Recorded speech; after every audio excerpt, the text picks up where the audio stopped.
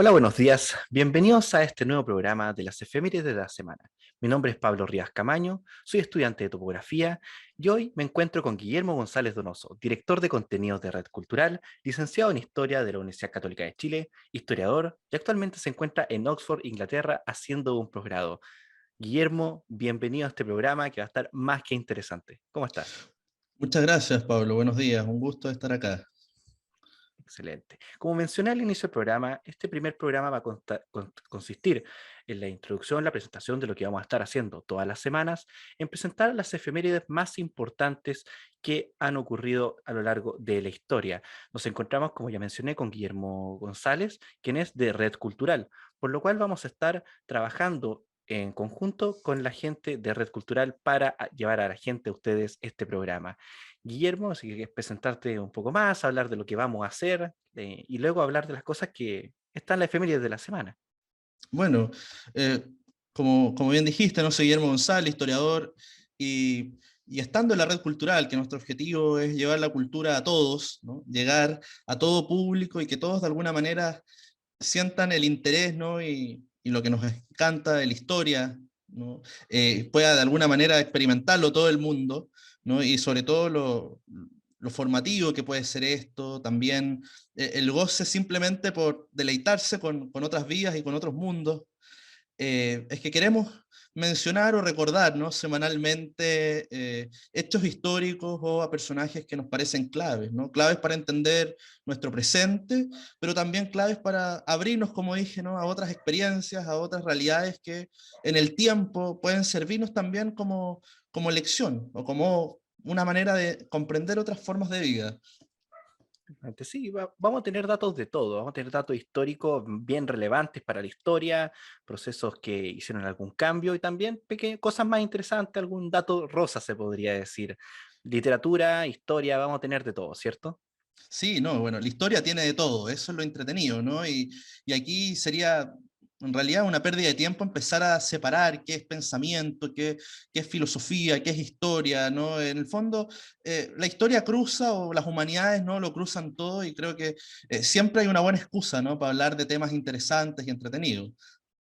Exactamente. Y qué mejor que partir la semana con esto. Y bueno, partamos con lo que se nos viene esta semana. Día lunes. ¿Qué tenemos de importante para recordar este día lunes? Bueno, tenemos un hecho y vamos a partir en realidad con algo bien ajeno a nuestra cultura, más latina, más continental también, pero es la condena en 1606, comienzos del 17, un siglo bien poco conocido, de Guy Fawkes. ¿Y quién es Guy Fawkes? Nosotros lo conocemos mejor, lo hemos visto alguna que otra película, V de Vendetta, por ejemplo,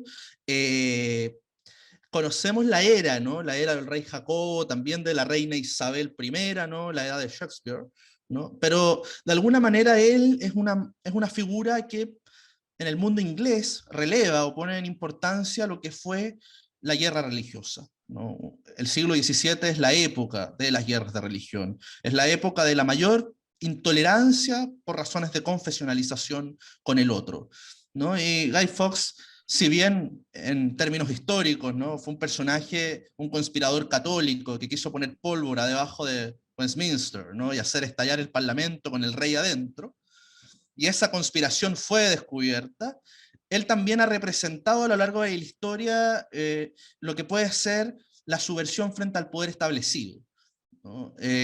Por eso el mundo, ¿no? El mundo libertario, el mundo anarquista, sobre todo ese mundo, ¿no? Y sobre todo en la línea anglosajona, más que continental, ha tomado la figura de Fox como un símbolo, ¿no? De resistencia frente a la tiranía, ¿no? Pero si vemos la historia real, posiblemente la experiencia de las comunidades católicas en Inglaterra, en las Islas Británicas, fue muy similar. O sea, fueron personas que de alguna manera fueron despojadas en su momento de su fe, y el Estado, de alguna manera, impone un culto oficial. Eso tuvo resistencia, ¿no? Y de alguna manera esta historia que se recuerda como conspiración, pero también puede ser una historia de libertad, ¿no? Para, si es que se mira de Claro. otra De otro línea, lado, claro.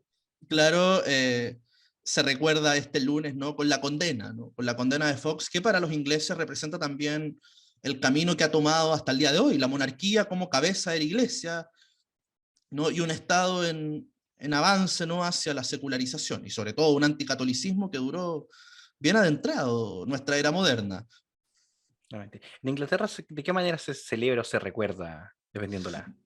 Bueno, ¿no? Se celebra el descubrimiento mismo de la conspiración y cuando se toma la figura de Fox, si bien él circula, ¿no? Y circula su máscara. De ahí que el cine lo haya tomado porque de alguna manera existía la broma entre los niños, entre los campesinos en su momento, en el siglo XIX, de disfrazarse de Fox. ¿No? Y se quemaba su esfinge, se hacía una especie de muñeco, de espantapájaros, así, con la máscara de Fox, y se le lanzaba al fuego, y hasta el día de hoy, ¿no? Yo lo viví hace unos pocos meses, los jóvenes salen, tiran petardos en el campo, en las plazas grandes, es la excusa también para tomar cerveza al aire libre, así que también se aprovecha que son los últimos días antes del frío más intenso, así que... Claramente. No, qué simpática la forma de recordarlo. Sí, sí, No, totalmente. bueno, como mencionaba, la máscara, esa de V de Vendetta que usa, bueno, el escritor Alan Moore, que fue quien Claro. hizo, y la Y, película que lo hizo más y famoso. es la cara de Fox. Si uno buscara un retrato, son los dos bigotes, ¿no? De estilo muy barroco, de las primeras décadas del siglo XVII. O sea, esa era la imagen del conspirador, ¿no? Es como un símbolo que ha tenido larga trascendencia.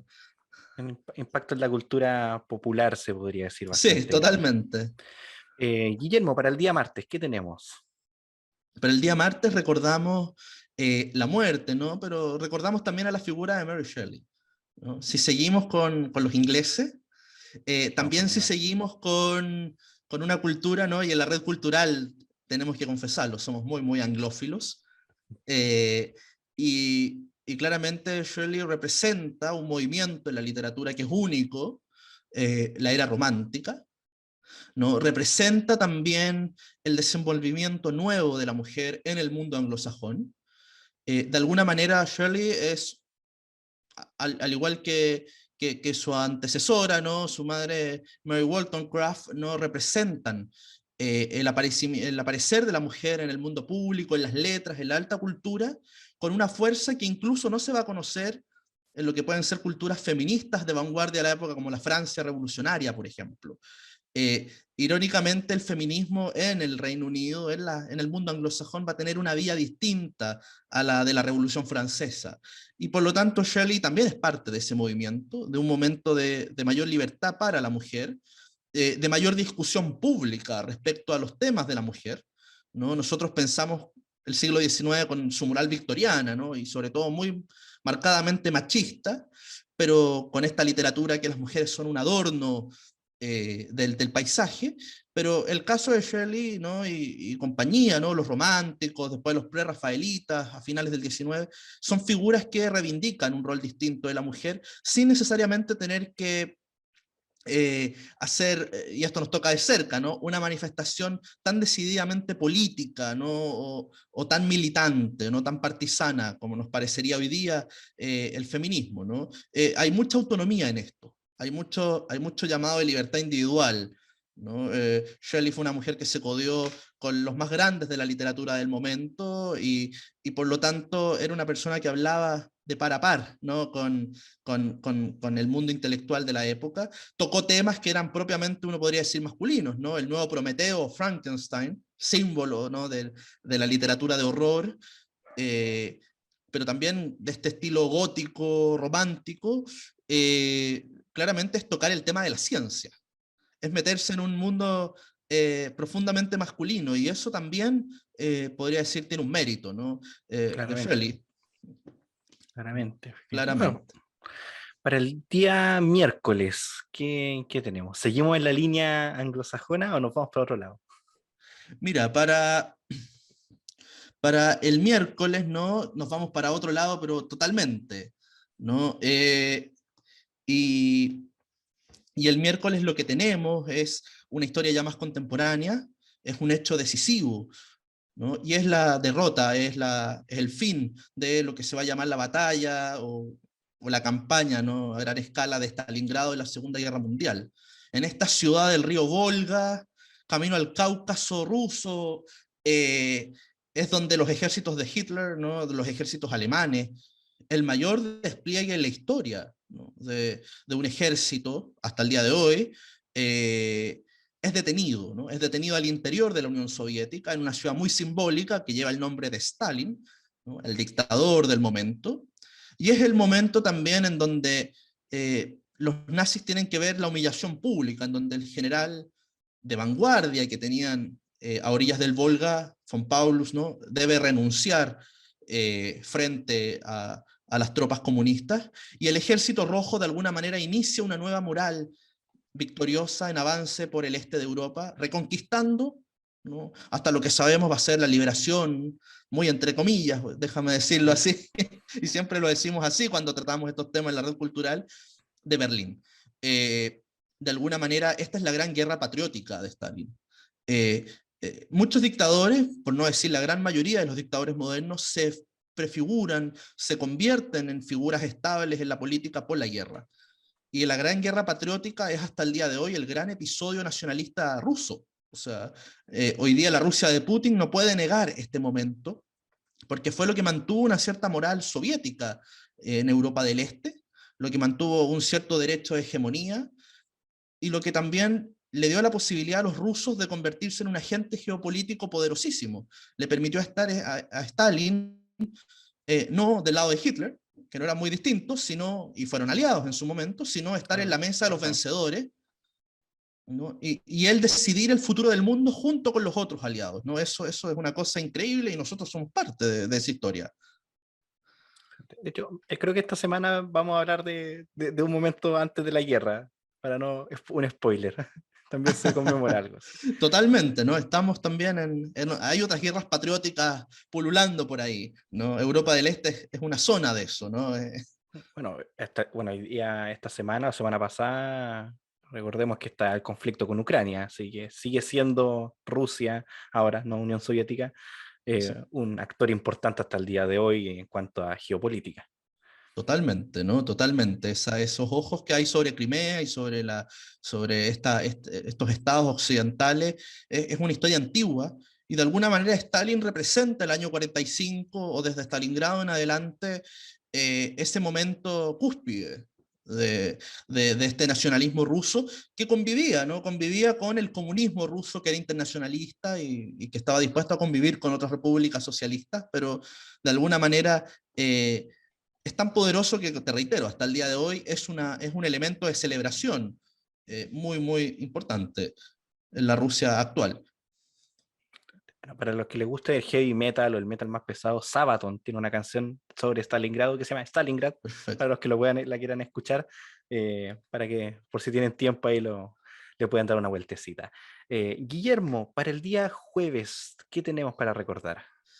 Para el jueves, ¿qué tenemos? Bueno, tenemos la muerte a comienzos de la era moderna, 1468, de Johannes Gutenberg, es decir, el creador de los tipos móviles, lo que nosotros llamamos la imprenta. Es decir, finalmente es el inicio de una era para Europa, para Occidente, ¿no? De la cultura letrada por medio del libro, ¿no? Por medio de este instrumento moderno, ¿no? Que es este libro impreso, ¿no? Y que va a permitir no solo la mayor circulación de conocimiento, sino que va a permitir revoluciones, ¿no? La revolución moderna, ¿no? El fuerte impulso de la vida moderna de Occidente nace, uno podría decir, al alero de la imprenta, ¿no? Existieron muchos Luteros antes de Lutero, existieron muchos intentos de reformas antes de la reforma, pero la reforma es la reforma por la imprenta. Eh, Existieron muchos intentos de Estado-nación, pero los reyes se colocaron a la cabeza de las estructuras de poder de Occidente porque tenían la imprenta a su favor. Eh, Uno podría decir, la conquista espiritual de América fue por la imprenta. Y hay países donde no hubo imprenta, por ejemplo Chile, ¿no? ¿Y por qué no había imprenta en Chile, por ejemplo, durante la colonia? Uno se podría preguntar, ¿no? Porque posiblemente era más perjudicial, ¿no? Tener circulación de folletos, pasquines, libros y demás en un territorio como Chile, que tenía que ser pacificado, que era de frontera, que era lejano, que era pobre. Pero, por ejemplo, en lugares donde sí había que hacer vida de alta cultura y civilización, como Ciudad de México o Lima, la imprenta fue fundamental. la imprenta fue fundamental para las religiones modernas también, ¿no? O sea, distribuir la fe se tiene que hacer por medio, ¿no? Si las religiones modernas son la religión del libro, en su mayor expresión, se tenía que hacer por medio de libros. La cultura moderna también es una cultura libresca. Es decir, estamos frente a una de quizás de las revoluciones más trascendentes de los tiempos modernos. La facilidad de la divulgación masiva de información. Lo Sí, que hace, bueno, lo que hace Internet actualmente, y que también trae ciertos sus problemas. Y que por eso claro, también pero está censurado en ciertas partes o no está prohibido. totalmente, ¿no? La Es asimilación. una historia del conocimiento, ¿no? La imprenta es una historia de censura. Si uno lo mirara en el mundo, nosotros creemos que los antepasados nuestros eran muy distintos en la manera de hacer circular el saber. Hoy día es muy parecido en realidad a lo que ha sido la historia moderna, ¿no? Porque tenemos también la idea de que el conocimiento tiene que expandirse, que hay una cultura de la información que tiene que llegar a otros. Y cuando eso pasa, siempre hay sensores trabajando, como dice un autor por ahí, o sea, siempre hay quien controla aquello. Exactamente. Bueno, a los que alguna vez le han bajado alguna cuenta de Instagram, un To- video de YouTube, saben a qué nos Totalmente, referimos. ¿no? Saben a qué nos referimos. Viernes 4 de febrero, Guillermo. ¿Qué tenemos para Viernes, recordar? el viernes 4 tenemos nosotros un episodio también fundamental y que tiene mucho que ver con lo que ya habíamos conversado respecto a Stalin, ¿no? Y el encumbramiento del mundo ruso en Europa del Este y en lo que es la mitad del mundo finalmente, que es la conferencia de Yalta. Es cuando los aliados durante la Segunda Guerra Mundial deciden reunirse antes de terminar de derrotar a los alemanes. Y porque saben que la guerra está ganada, pero que ahora viene un problema más grande. ¿Qué hacer con el mundo después de ganar esta guerra? Como les comenté, Stalin tiene tanto prestigio como liberador de Europa que puede estar en la mesa, puede organizar la conferencia, va a ser en el Mar Negro, es decir, va a ser en las fronteras de la Unión Soviética, va a ser en casa de él prácticamente, y va a poder sentar en una mesa a Churchill y a Roosevelt, ¿no? Luego eso se volverá a hacer, ¿no? En la conferencia de Potsdam, en donde se va a definir el mundo moderno, y pensemos en la típica imagen, lo habíamos conversado, ¿no? De los tres grandes líderes sentados, conversando, Churchill riéndose con Stalin, porque finalmente había que negociar con los rusos, había que pensar el futuro de Europa y del mundo. Y es posiblemente el inicio de lo que nosotros llamamos la Guerra Fría, y es posiblemente también el inicio de una cierta pérdida de Occidente en la influencia de lo que fue la Europa del Este hasta los años 90 y que hoy día es tan importante, ¿no? Lo volvemos a tocar Ucrania, ¿no? En ese tema y al señor Putin, y lo que fue la Europa también, perdón, lo que fue el Asia Oriental, es decir, de alguna manera Yalta representa el inicio del mundo en el que nos tocó nacer, o es el gran inicio, ¿no? De la serie de consecuencias geopolíticas en las que nos tocó vivir. Que hasta el día de hoy siguen siendo importantes. También, Totalmente. fuego vivo. Algunos dicen que, no sé, en la nueva Guerra Fría se viene un nuevo conflicto. Bueno, a ver qué pasa con ese tema, pero de aquí se puede decir que nace, Sí, entre comillas, totalmente. O sea, modernamente nace. Yalta, el 45 es, pero fundamental, ¿no? O sea, Guillermo, para rematar el fin de semana, sábado y domingo, ¿qué tenemos? uy, tenemos pero dos episodios que son tremendos, ¿no? Porque hablan mucho de nuestra era moderna. El primero, el sábado, ¿no? Recordamos a George Washington como presidente de los Estados Unidos, ¿no? Después de una larga guerra de liberación, después de una larga guerra de independencia, primero de autonomía, luego de independencia, con apoyo extranjero, ¿no? Posiblemente la historia de los Estados Unidos en esta época, de las 13 colonias, es la historia de la geopolítica de la época, cómo los imperios interactuaban en Norteamérica, y con George Washington a la cabeza, es decir, con un líder fuerte, militar, conservador en sus formas morales, ¿no? En sus formas tradicionales, el agricultor de Mount Vernon, es decir, hay que recordar eso, era un personaje en Virginia, en su casa, plantando tabaco, ¿no? Que es llamado a las guerras en el norte de las colonias, y en esos bosques de Nueva Inglaterra se ensarzan esas guerras con los ingleses, logran vencer, pero luego viene el futuro de esta República de la Libertad.